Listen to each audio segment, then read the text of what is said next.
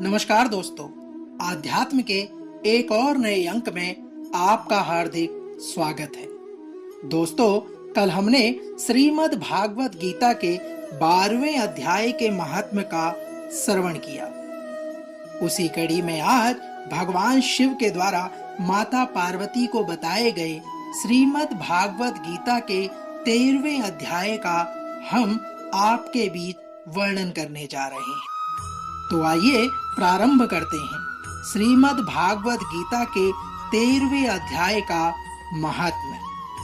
श्रीमद् भागवत गीता के 13वें अध्याय के महात्म्य को प्रारंभ करते हुए श्री महादेव जी कहते हैं, हे पार्वती, अब मैं तुम्हें 13वें अध्याय की महिमा का वर्णन सुनाता हूँ, जिसको सुनने से तुम बहुत प्रसन्न हो जाओगी। भगवान शिव कहते हैं, हे देवी, दक्षिण दिशा में तुंगभद्रा नाम की एक बहुत बड़ी नदी है। उसके किनारे हरिहरपुर नामक रमणीय नगर बसा हुआ है।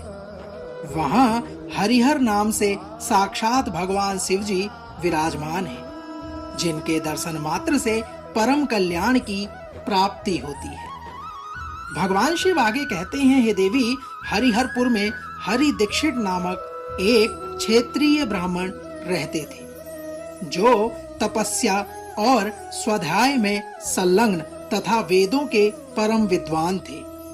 उनकी एक स्त्री थी, जिसे लोग दुराचार कहकर पुकारते थे। इस नाम के अनुसार ही उसके कर्म भी थे।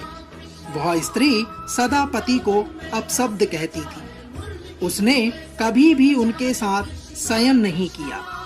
वह पति से संबंध रखने वाले जितने भी लोग घर पर आते, उन सबको डांट फटकार कर भगा देती थी। हे देवी, आगे की कथा मैं तुमसे कहता हूँ, इसे ध्यान पूर्वक सुनो। एक दिन नगर को इधर उधर जाते हुए लोगों से भरा देख उसने निर्जन तथा दुर्गम वन में अपने लिए संकेत स्थान बना लिया, और एक समय रात में किसी कामी को न पाकर वह घर के किवाड़ खोल नगर से बाहर संकेत स्थान पर चली गई। वह काम के वशीभूत होकर एक एक कुंज तथा प्रत्येक वृक्ष के नीचे जा जाकर किसी प्रियतम की खोज करने लगी, किंतु उन सभी स्थानों पर उसका परिश्रम व्यर्थ चला गया।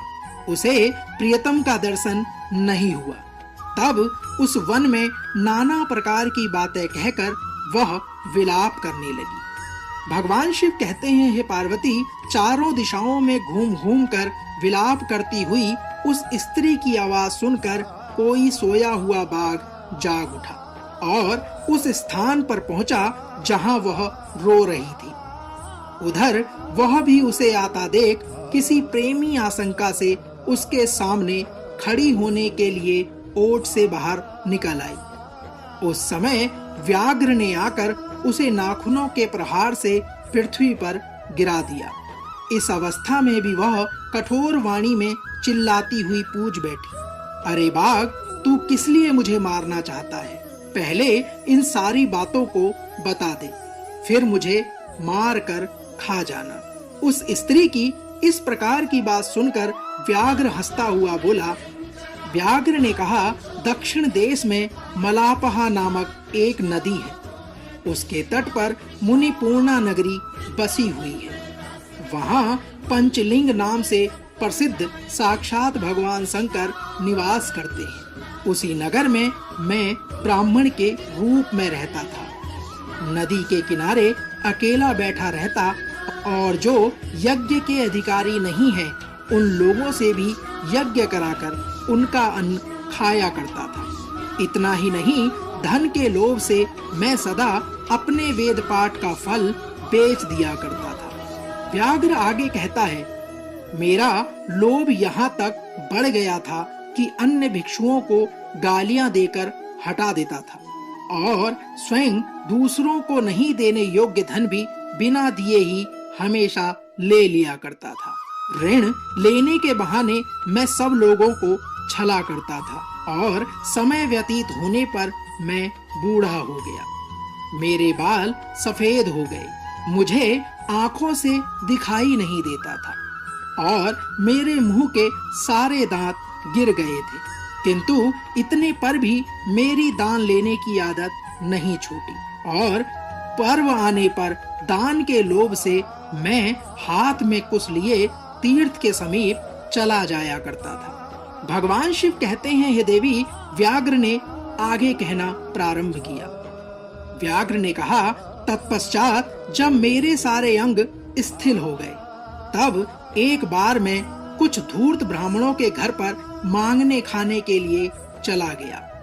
उसी समय मेरे पैर में कुत्ते ने काट लिया। तब मैं मूर्छित होकर क्षण भर में पृथ्वी पर गिर पड़ा। मेरे प्राण निकल गए। उसके बाद मैं इस व्याघ्र योनि में उत्पन्न हुआ हूँ। तब से मैं इस दुर्गम वन में रहता हूँ तथा अपने पूर्व पापों को याद करके कभी धर्मिष्ठ महात्मा, यति, साधु पुरुष तथा सती स्त्रियों को नहीं खाता। मैं पापी, दुराचारी तथा उल्टा स्त्रियों को ही अपना भक्षण बनाता हूँ। अतः उल्टा होने के कारण तू अवश्य ही मेरा ग्रास बनेगी।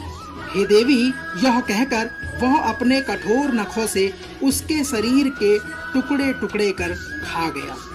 इसके बाद यमराज के दूत उस पापिन को सैमनीपुरी ले गए। यहाँ यमराज की आज्ञा से उन्होंने अनेकों बार उसे विष्ठा, मूत्र और रक्त से भरे हुए भयानक कुंडों में गिरा दिया। करोड़ों कल्पों तक उसमें रखने के बाद उसे वहां से ले जाकर 100 मनवंतरों तक रौव नरक में रखा। फिर चारों ओर मुंह करके दीन भाव से रोती हुई उस पापिन को वहां से खींचकर दहनानन नामक नरक में गिराया गया।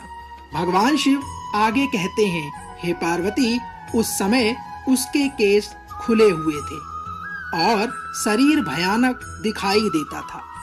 इस प्रकार घोर नरक यातना भोग चुकने पर वह महापापिनी इस लोक में आकर चांडाल योनि में उत्पन्न हुई और चांडाल के घर में प्रतिदिन बढ़ती हुई वह पूर्व जन्म के अभ्यास से पूर्ववत पापों में परवित रही। फिर उसे कोढ़ और राज्य क्षमा का रोग हो गया।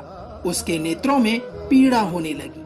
फिर कुछ काल के पश्चात वह पुनः अपने निवास स्थान हरिहरपुर को गई, जहां भगवान शिव के अंतःपुरी की स्वामिनी जम्भंका देवी विराजमान है, जहां उसने वासुदेव नामक एक पवित्र ब्राह्मण का दर्शन किया, जो निरंतर श्रीमद् भागवत गीता के 13वें अध्याय का पाठ करता था। उसके मुख से श्रीमद् भागवत गीता के पाठ को सुनते ही वह चांडाल शरीर से मुक्त हो गई और दिव्य देह धारण करके स्वर्ग लोक में चली गई। भगवान शिव कहते हैं, हे पार्वती, तो यह है श्रीमद् भागवत गीता के 13वें अध्याय का महत्व। जो मनुष्य श्रीमद् भागवत गीता के 13वें अध्याय का अध्ययन रोजाना करता है, वह भगवान विष्णु के परम धाम बैकुंठ को प्राप्त होता है। दोस्तों, तो यह था श्रीमद् भागवत गीता के 13वें अध्याय का महत्व।